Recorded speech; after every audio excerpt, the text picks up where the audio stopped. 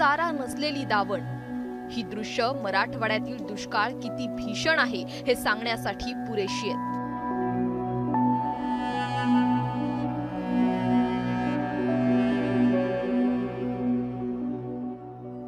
छत्रपती संभाजीनगरच्या पारुंडी गावातील पारसनाथ गोशाळेतल्या जनावरांनाही दुष्काळाचे चटके जाणवतात। पोटच्या लेकराप्रमाणे सांभाळलेल्या या जनावरांचे हाल नलावडे कुटुंबाला पाहवत नाहीयेत आणि म्हणूनच या सोन्यासारख्या जनावरांसाठी त्यांनी अंगावरचे दागिने गहाण ठेवले आणि जनावरांसाठी चारा खरेदी केला।